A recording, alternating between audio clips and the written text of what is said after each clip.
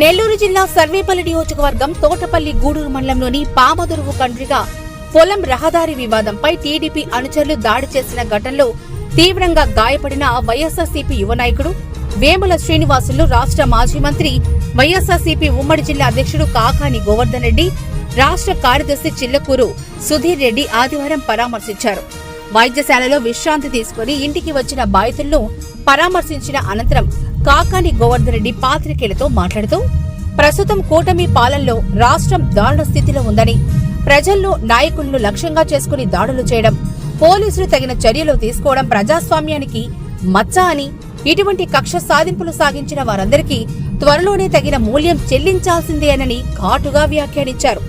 త్వరలోనే digital red book రూపంలో కూటమి నేతల దందాలు వెలుగులోకి వస్తాయని, ఆ రోజులు త్వరలోనే ఉందని హెచ్చరించారు.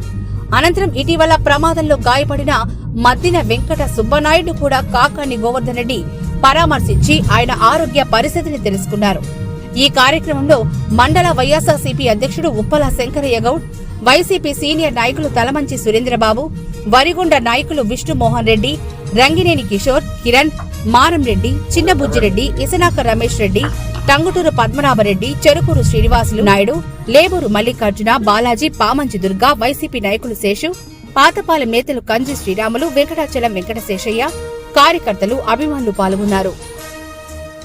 కూటమి ప్రభుత్వం అధికారంలోకి వచ్చిన తర్వాత వైఎస్ఆర్ కాంగ్రెస్ పార్టీకి సంబంధించినటువంటి నాయకులు, కార్యకర్తలు, సానుభూతి పరుల మీద దాడులు తీవ్రతరం కావడం జరిగింది.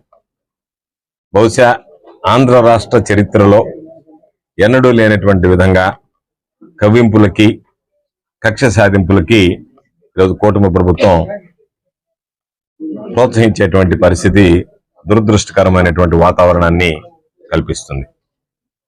ఈరోజు ప్రత్యేకించి ఎవరి జోలికి వెళ్ళనటువంటి, సౌమ్యంగా వ్యవహరించేటువంటి మా సీను పైన వైఎస్ఆర్ కాంగ్రెస్ పార్టీకి సంబంధించి సౌత్ ఆములూరు స్థానికంగా ఉండేటువంటి నాయకుడు సీను పైన ఈరోజు ఉద్దేశపూర్వకంగా దాడులు జరపడం, ఉద్దేశపూర్వకంగా దాడులు జరిపి ఇబ్బంది పెట్టాలనేటువంటి ఆలోచన చేయడం, దానితో పాటు ఒక పక్క దాడులు జరిపినటువంటి వాళ్ళ మీదేమో మొక్కుబడిగా కేసులు పెట్టి, దాడికి గురి కాబడినటువంటి వాళ్ళ మీదేమో ఎస్సీ ఎస్టీ కేసులు పెట్టించి ఈరోజు ఏదో ఒక విధంగా ఇబ్బంది పెట్టాలా, భయపెట్టాలా, రొంగ తీసుకోవాలా, ప్రలోభ పెట్టాలనేటువంటి వాతావరణం కల్పించేటువంటి పరిస్థితి ఏర్పడింది. కాబట్టి అధికారులకి, పోలీసులకి ప్రత్యేకంగా స్పష్టంగా నేను చెప్పేది, అధికారం అనేటువంటిది ఏ ఒక్కరికి శాశ్వతం కాదు. ఈరోజు అధికారం ఉండొచ్చు, రేపు అధికారం కోల్పోవచ్చు.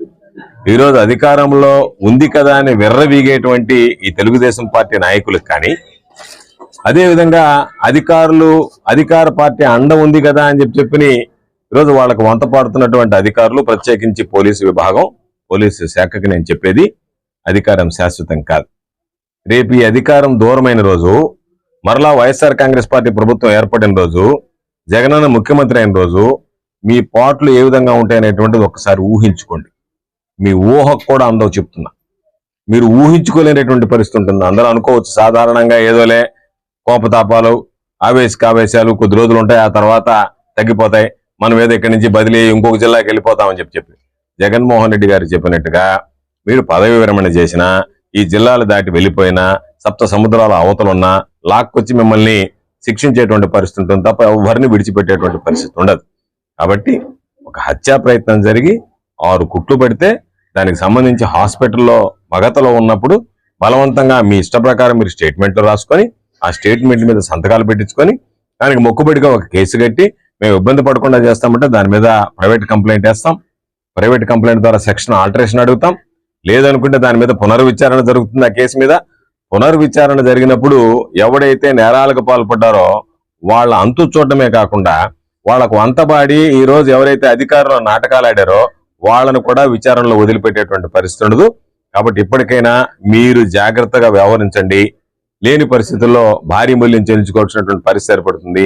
సర్వేపల్లికి పట్టిన దరిద్రం సోమిరెడ్డి ఈరోజు నిద్రలేస్తే దోచుకోవడం తప్ప సర్వేపల్లికి సంబంధించి అభివృద్ధి, సంక్షేమం ఏం లేదు. రెండే, దోచుకోవడం, ప్రశ్నించే వాళ్ళ మీద ఏదో ఒక విధంగా దాడులు చేయించి డైవర్షన్ పాలిటిక్స్ చేయడం తప్ప మరొకటి లేదు. ప్రజలకు ఇచ్చినటువంటి వాగ్దానాలు నెరవేరలేదు, ప్రజలకు ఇచ్చినటువంటి హామీలు నెరవేరటం లేదు. స్థానికంగా ప్రజలు పడేటువంటి ఇబ్బందులను ఆలోచన చేయడం లేదు. ఎవరు పడితే వాళ్ళకి తీసుకెళ్లడం, స్టేషన్లో కూర్చోబెట్టడం, దొంగ కేసులు కట్టడం, వాళ్ళని తీసుకెళ్లి కొట్టడం, ఈ రకరకాలైనటువంటి ఇబ్బందులు గురి చేయడం అనేటువంటి సాధారణమైపోయి దాన్ని ఈరోజు ప్రభుత్వం అసమర్థంగా ఉంది కాబట్టి, పోలీసు విభాగం అసమర్థతగా ఉంది కాబట్టి ఈరోజు రౌడీ షీటర్లు పెచ్చిమెరిపోతున్నారు, రౌడీజం పెచ్చిమెరిపోతుంది, దాడులు విపరీతం అయిపోతున్నాయి, ఉధృతం అవుతున్నాయి. కాబట్టి వెంటనే కొత్తగా వచ్చినటువంటి ఎస్పీ గారు దీని మీద ప్రత్యేకమైనటువంటి దృష్టి పెట్టి ఎక్కడైతే దాడులు జరుగుతున్నాయో పక్షపాత వైఖరి కాకుండా పారదర్శకంగా నిష్పక్షపాతంగా విచారణ జరిపించి ఎవరైతే నిజంగా దోషులు ఉన్నారో వాళ్ళందరి మీద కఠిన చర్యలు తీసుకోవాలని డిమాండ్ చేస్తున్నాం. ఈ రోజుకైనా పోలీసులు దాని మీద పూర్తి స్థాయి విచారణ జరిపి పెట్టినటువంటి అక్రమ కేసుని తొలగించాలి, దానిని రెఫర్ చేయాలి.